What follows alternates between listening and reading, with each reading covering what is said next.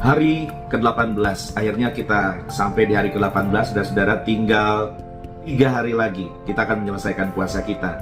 Saya akan sampaikan sebuah rema yang saya dapat ketika Rasul Paulus berpuasa, ketika dia berdoa puasa, walaupun berdoa puasanya agak dipaksa Tuhan ya. Tetapi dari doa puasa yang dilakukan Rasul Paulus mendatangkan sebuah berkat rohani yang amat besar buat hidupnya.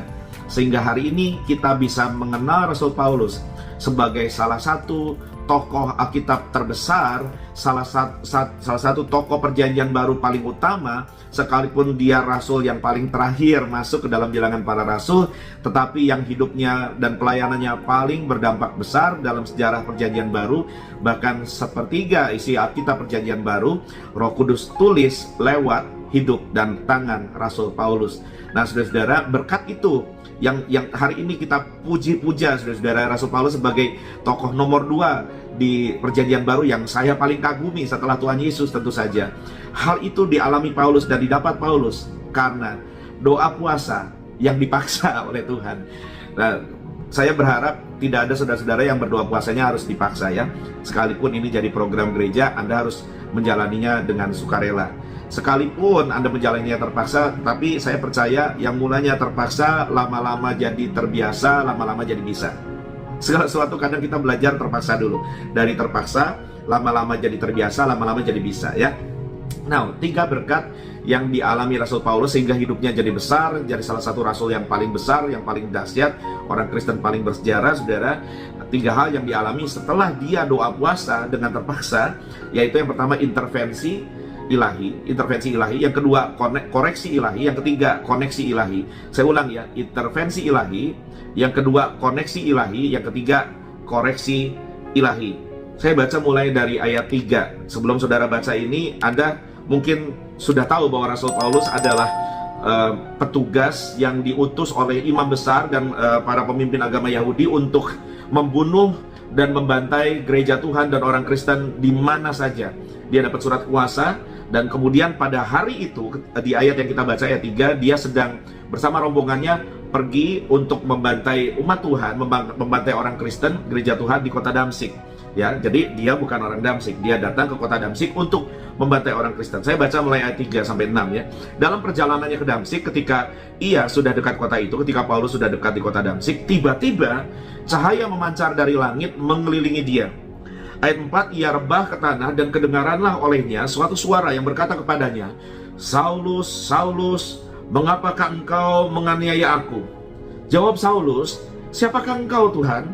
Katanya, "Akulah Yesus yang kau aniaya itu." Ini Rasul Paulus namanya masih Saulus ya, belum Paulus, karena dia baru akan berjumpa dengan Tuhan Yesus di sini pertama kali. Ayat 6, "Tetapi bangunlah dan pergilah ke dalam kota itu," kata Tuhan, "di sana akan dikatakan kepadamu apa yang harus kau perbuat." Nah, sebagai orang Yahudi yang benci orang Kristen, benci nama Yesus dan pengikutnya, hari itu Rasul Paulus punya rencana besar untuk bantai orang Kristen, bunuh orang Kristen dimanapun orang Kristen berada, dan matikan ajaran Yesus dan mematikan gerakan kekristenan sebelum dia menyebar kemana-mana.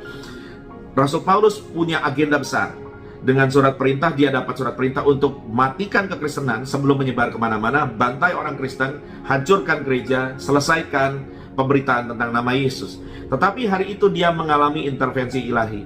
Tuhan intervensi rencananya, Tuhan intervensi plannya ke kota Damsyik, yang seharusnya setelah hari itu dan beberapa hari ke depan, kota Damsyik akan bersimbah darah dengan darah orang-orang Kristen, umat Tuhan. Tetapi Tuhan intervensi, bukan cuma untuk melindungi orang-orang Kristen di kota Damsyik, tetapi untuk merubah plot, arah, agenda, perjalanan, target hidup seseorang yang bernama Saul dari Tarsus, yang kemudian akan kita kenal sebagai Rasul Paulus. Rasul Paulus mengalami perubahan intervensi ilahi untuk jalan hidup yang harusnya dia jalani, pola hidup dan agenda hidup yang sedang dia kerjakan, impian dan misi yang sedang dia garap, dihentikan, di stop sama Tuhan oleh kedaulatan ilahi dalam kasih Tuhan yang besar, untuk mengarahkan Rasul Paulus berubah jalan, berubah arah dari pola A ke pola B, dari target A ke target B, dari rencana A ke rencana B. Rencana B yang Tuhan kasih buat Rasul Paulus, rencana yang jauh lebih indah, jauh lebih mulia, bahkan berdampak kekal. Sampai hari ini kita masih rasakan. Nah, saya percaya kalau Anda mengasihi Tuhan, kalau Anda sungguh-sungguh mengasihi Tuhan, maka Tuhan akan intervensi setiap plan kita, setiap impian kita, setiap misi yang kita sedang lakukan dalam hidup ini. Kalau itu tidak sesuai dengan kehendak Tuhan, kalau itu tidak membawa kebaikan buat kita, kalau itu tidak baik untuk kita lanjutkan. Dia Tuhan yang penuh kasih, dan Dia Tuhan yang penuh kedaulatan.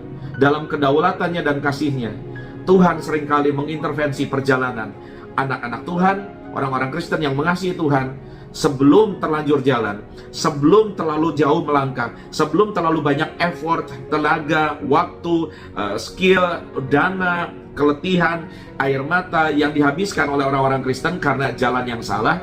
Dalam kedaulatan dan kasihnya, Tuhan bisa melakukan intervensi ilahi.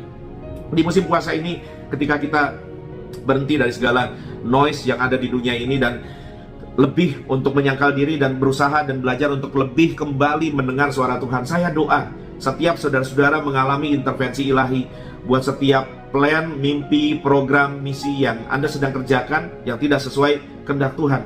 Sebelum kita terlanjur membuang banyak waktu, tenaga, dan uang, sebelum kita berakhir dengan banyak penyesalan dan kekecewaan dan berkata seandainya, aku berdoa, saya berdoa sekarang di dalam nama Tuhan Yesus, kiranya Tuhan yang baik itu mengintervensi perjalananmu dan perjalananku.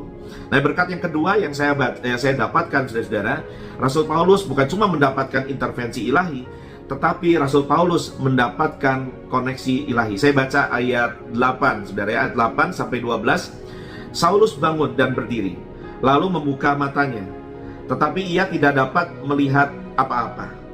Mereka harus menuntun dia masuk ke Damsyik. Rasul Paulus yang tadinya punya plan, punya impian, dia tahu what he's going to do di kota Damsyik, apa yang akan dia lakukan dan kerjakan di kota Damsyik. Seketika bubar plannya, seketika bubar semua rencananya, seketika selesai semua. Kenapa? Karena dia buta. Bukan cuma dia tidak lagi punya plan semula untuk dikerjakan, dia tidak bisa lihat apa-apa untuk mengerjakan apa-apa. Kadang Tuhan ketika mengintervensi kita, Tuhan mengizinkan kita gelap dan tidak punya plan apa-apa dan tidak bisa melihat ke depan supaya kita tidak salah melangkah. Oleh sebab itu saya kepengen mengingatkan saudara, beberapa hari lalu saya sampaikan ketika Raja Yosafat dan seluruh penduduk Yehuda berkata, kami tidak tahu apa yang harus kami perbuat, tetapi mata kami tertuju kepada Tuhan. Adalah lebih baik jika kita tidak tahu apa yang harus kita buat daripada kita buat apa yang kita tidak tahu. Lebih baik kita tidak tahu, dan kalau kita tidak tahu, ketika keadaan blank dan ketika mata kita gelap sama seperti Paulus, lebih baik berhenti sejenak, pause sebentar, berhenti dan sabat sama Tuhan, cari Tuhan, minta arahan sama Tuhan. Karena ketika kita lakukan itu, bukan cuma Anda, Rasul Paulus juga mengalami koneksi ilahi disediakan Tuhan untuk membukakan jalan apa yang harus dia lakukan, karena saat itu dia buta dan tidak bisa melihat langkah selanjutnya. Saya baca ayat selanjutnya, ayat 9. 3 hari lamanya ia tidak dapat melihat, dan 3 hari lamanya ia tidak makan dan minum. Betul kan saudara? Sama seperti Yosafat ketika bingung, tidak tahu apa yang harus diperbuat. Paulus bingung, tidak tahu apa yang harus dia perbuat karena blank semua, buta, nggak bisa lihat apa-apa. Dia memilih untuk nggak makan, nggak minum, sekalipun kelihatannya terpaksa karena kaget, shock, tiba-tiba dari tidak bisa melihat, dari bisa melihat tiba-tiba buta, shock, ketemu suara di jalan yang dengan gelegar membuat dia jatuh dari kuda dan membuat dia buta, dan suara itu berkata bahwa dia adalah Yesus Tuhan yang Saulus aniaya. Dia shock sehingga dia memilih untuk tidak makan dan tidak minum. Dan saya percaya dalam ketidakmakanan dan ketidakminumannya Paulus, dia pasti berdoa. Dia pasti berdoa. Dengan kata lain saya mau bilang ayat 9, Rasul Paulus doa puasa akhirnya. Dia cari Tuhan, dia tanya, Tuhan ini apa yang terjadi? What's going on? What must I do next? Apa yang sedang terjadi dan apa yang harus aku lakukan selanjutnya? Nah, ini berkat kita saudara. Waktu Rasul Paulus, waktu saudara doa puasa dalam ketidakjelasan, dalam ketidaktahuan akan apa yang harus kita perbuat, ketika dia memilih untuk doa puasa cari Tuhan, Tuhan buka network baru, Tuhan buka koneksi baru untuk kemudian si Rasul Paulus ini, si Saulus ini terkoneksi dan dapat petunjuk Tuhan. Ini namanya berkat kedua dari puasa kita, koneksi ilahi. Nih, ayat 10 saudara, di Damsyik ada seorang murid Tuhan bernama Ananias. Firman Tuhan kepadanya dalam suatu penglihatan. Jadi Ananias ini mungkin sedang berdoa, dapat penglihatannya. Sih di perjanjian baru masih ada karunia penglihatannya, saudara. Jadi kita bukan orang Kristen yang tidak percaya bahwa karunia-karunia Roh Kudus sudah berhenti di perjanjian baru. Tidak. Nah, penglihatan itu berkata, Ananias, kata Tuhan. Jawab Ananias, ini aku Tuhan. Ayat 11, firman Tuhan. Mari, pergilah ke jalan yang bernama Jalan Lurus, dan carilah di rumah Yudas seseorang dari Tarsus, dari kota Tarsus, yang bernama Saulus. Ia sekarang berdoa. Ayat 12, dan dalam suatu penglihatan ia melihat bahwa seorang yang bernama Ananias masuk ke dalam dan menumpangkan tangannya ke atasnya, supaya ia, si Saulus ini, dapat melihat lagi. Saya loncat ke ayat 17 ya saudara. Akhirnya Ananias taat sama Tuhan. Dia pergi ke jalan lurus di kota Damsyik, karena Ananias tinggal di kota Damsyik, tempat di mana Paulus lagi blank, lagi buta. Ayat 17 berkata gini, lalu pergilah Ananias ke situ dan masuk ke rumah itu. Ia menumpangkan tangannya ke atas Saulus, katanya, Saulus, saudaraku, Saulus my brother, Tuhan Yesus yang telah menampakkan diri kepadamu di jalan yang engkau lalui telah menyuruh aku kepadamu, supaya engkau dapat melihat lagi dan penuh dengan Roh Kudus. Ayat 18, dan seketika itu juga seolah-olah selaput gugur dari matanya, sehingga ia dapat melihat lagi. Ia bangun lalu dibaptis, dan setelah ia makan, pulihlah kekuatannya. Saulus tinggal beberapa hari bersama-sama dengan murid-murid di Damsyik. Nah, saudara-saudara, yang dahsyat adalah ketika Saulus mengalami blank, plannya diintervensi sama Tuhan, rencananya, lantas dia tidak tahu apa yang harus dia perbuat. Bukan cuma tidak tahu, dia tidak bisa melihat apa yang harus dia lakukan selanjutnya.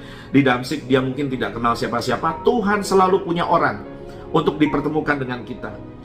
Inilah musim dimana ketika Anda doa puasa, saya percaya plan yang salah dihentikan Tuhan, dan Anda mulai dipertemukan Tuhan dengan koneksi-koneksi ilahi, dengan divine connection yang Tuhan pertemukan untuk membawa Anda ke jalan lurus dan ke jalan selanjutnya, ke langkah selanjutnya. Tadinya Paulus sudah blank, dia buta, dia tidak tahu apa yang harus diperbuat. Tetapi saudara-saudara, bukan cuma dia berhenti buta, selaputnya gugur, dia bisa melihat lagi. Saya mengalami dalam hidup ketika jalan saya buntu. Saya dan istri merasa jalan kami buntu, kami tidak tahu apa yang harus kami perbuat. Tuhan selalu punya orang untuk dikirimkan bertemu dengan kami dan membuka jalan pikiran dan mata kami, sehingga yang tadinya pikiran kami sudah buntu, mata kami tidak bisa melihat langkah selanjutnya, bahkan mata kami dan hati kami sudah kehilangan pengharapan. Tuhan selalu punya koneksi ilahi. Tuhan selalu punya orang untuk dipertemukan dengan kita dalam divine connection. Dan ketika orang itu dipertemukan dengan kita, tiba-tiba Tuhan bisa bicara lewat dia, menyampaikan ide-ide yang baru, menyampaikan visi yang baru, menyampaikan arahan yang baru, sehingga yang tadinya kita blank kayak Paulus, tiba-tiba mata kita terbuka lagi. Dan ayat 19 dikatakan, setelah ia makan, pulih kekuatannya. Ketika kita sudah babak belur, habis di perjalanan yang salah, di pekerjaan yang salah, di misi yang salah, Tuhan pertemukan dengan teman ilahi yang baru. Tuhan pertemukan dengan rekan bisnis, dengan rekan kerja, dengan rekan pelayanan, dengan sahabat yang baru, yang membawa kekuatan baru buat kita yang sudah merasa lelah di perjalanan sebelumnya. Saya betul-betul mengalami ini. Buat saudara-saudara yang tahu ya, dalam perjalanan gereja kita di musim sekarang, ketika saya sepertinya sudah habis, sudah babak belur, sudah buntu, sudah tidak tahu apa yang harus diperbuat, lantas ketika saya memilih untuk mencari wajah Tuhan, Tuhan mengirimkan beberapa rekan hamba Tuhan yang sudah bergabung bersama kita hari ini, yang namanya mungkin saya tidak sebut, tetapi saudara-saudara sudah tahu dan sudah kenal baik, khususnya untuk Jemaat Living Bread. Buat saudara yang bukan Jemaat Living Bread, Anda mungkin tidak kenal, tetapi itu yang saya alami. Ketika sahabat-sahabat yang baru ini Tuhan kirimkan, pikiran saya yang gelap, mata saya yang gelap seperti Paulus, tiba-tiba terbuka, semuanya jadi cerah. Saya bisa melihat ke depan dengan sangat clear, tidak blur. Saya bisa melihat ke depan arahan yang baru, tuntunan yang baru dari Tuhan lewat sahabat-sahabat yang baru yang Tuhan pertemukan dalam koneksi ilahi, divine connection. Dan bukan cuma itu, tetapi teman-teman yang baru, sahabat-sahabat yang baru yang Tuhan bawa di hidupku dan di hidupmu, Tuhan pakai untuk membawa kekuatan baru, sehingga ketika yang tadinya kita sudah lemah, yang tadinya kita sudah mau menyerah kalah, yang tadinya kita sudah mau lempar handuk dan berkata I give up, enough is enough, tiba-tiba kita pulih kekuatannya dan dapat kekuatan yang baru sama Tuhan. Now, tetapi saudara, Ini bagian berkat ketiga. Di ayat 19 yang kita baca tadi, bagian B-nya dikatakan gini.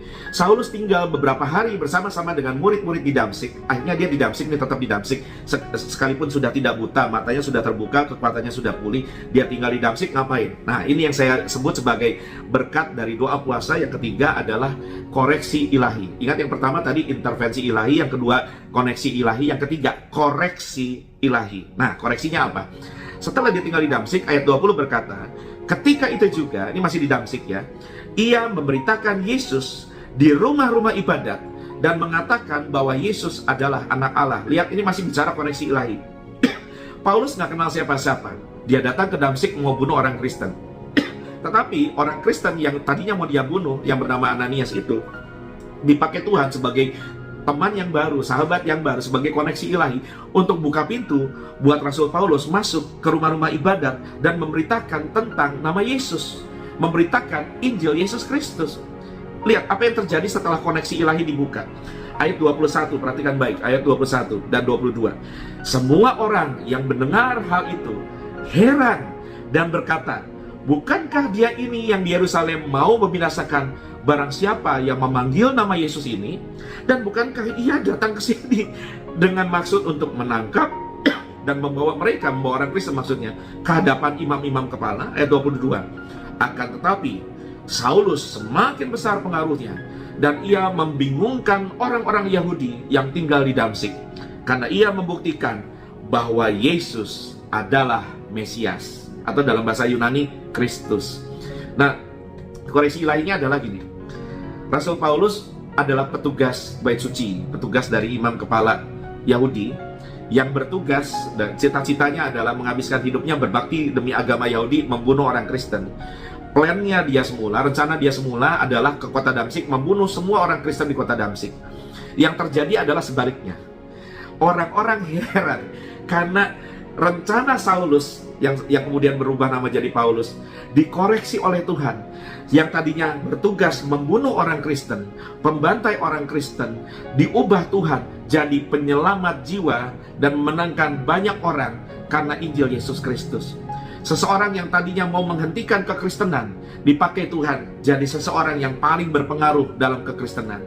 Seseorang yang tadinya mau membinasakan gereja dipakai Tuhan jadi seseorang yang planting, yang merintis banyak gereja bahkan sampai di Eropa. Saudara-saudara, kalau Anda membuka diri sama Tuhan dalam masa doa puasa ini, bukan sekedar menahan lapar dan haus, tetapi sungguh-sungguh merendahkan diri, menyangkal daging dan mencari kehendak Tuhan. Saya doa Anda mengalami intervensi ilahi, sehingga rencana-rencanamu yang menurut Tuhan tidak tepat akan dihentikan.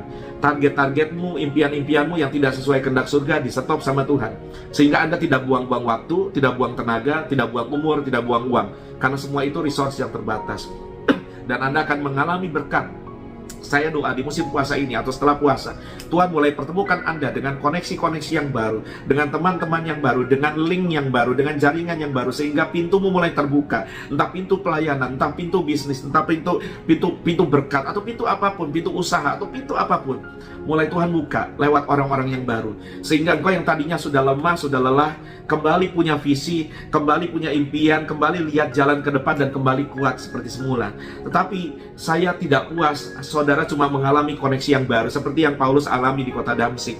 Saya rindu Anda mengalami koreksi ilahi. Dan ketika koreksi ilahi terjadi, saudara, plan A berubah jadi plan B, plan C berubah jadi plan D, plan Anda, plan Asaf, plan kita berubah jadi plan Tuhan, jadi rencananya Tuhan. Yang terjadi adalah result, yang terjadi adalah hasil. Karena ayat 22 dikatakan, akan tetapi Saulus, sebelum namanya jadi Paulus, semakin besar pengaruhnya.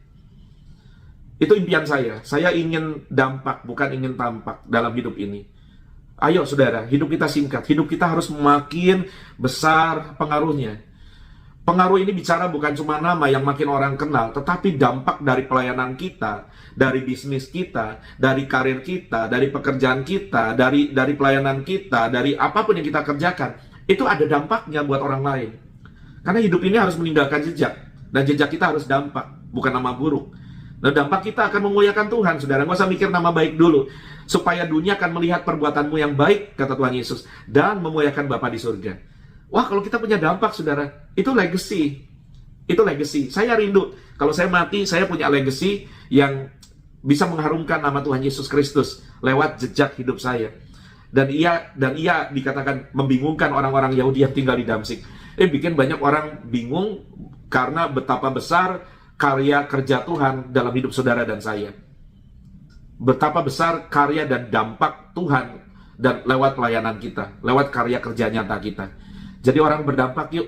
Itu sebabnya ayo ketika doa puasa ini minta intervensi ilahi. Setelah itu minta koneksi ilahi dan minta koreksi ilahi. Setelah koneksi minta koreksi. Maka yang terjadi adalah dampak, result, hasil. Bobot rohani yang bertambah, dampak yang bertambah. Hidup kita secara rohani, secara orang Kristen juga tidak boleh lagi jadi penghangat bangku gereja. Hanya jadi pengurus yang punya nama di pengurus tetapi tidak punya dampak secara rohani. Saya nggak cuma bicara secara sekuler sekarang. Dampakmu harus terasa. Di alam roh dampakmu harus terasa. Buat semua orang yang Anda layani, dampakmu secara rohani harus terasa. Jangan lagi jadi orang Kristen yang tidak punya dampak kuasa. Jangan lagi jadi pengurus gereja, aktivis gereja yang tidak punya dampak kuasa. Jangan lagi jadi pemusik gereja, jadi WL gereja, jadi singers gereja, jadi pengkhotbah keliling, jadi gembala, jadi pendeta yang tidak punya dampak kuasa. Manusia rohanimu harus punya kuasa. Manusia rohanimu harus berdampak. Karena pelayanan kita tidak boleh hanya membagikan informasi, tetapi harus mengalirkan transformasi. Kalau sumur kehidupan kita gali lagi, mata air itu kembali membual-bual. Kata Tuhan Yesus, aku berikan ke dalammu mata air kehidupan. Tetapi, itu di Yohanes 4. Tetapi di Yohanes 7 Tuhan Yesus katakan, supaya kita mengalirkan air kehidupan. Supaya kehidupan memancar senantiasa. Biar ini jadi doa kita ya. Ayo kita berdoa. Bapa, dalam nama Tuhan Yesus, terima kasih buat renungan Rema hari ini yang dahsyat. Kami doa Tuhan, saya doa sebagai hamba Tuhan dan sebagai gembala dari Jemaat GB Living Bread dan dari jemaat online yang menyaksikan tayangan ini dan mendengar firman-Mu.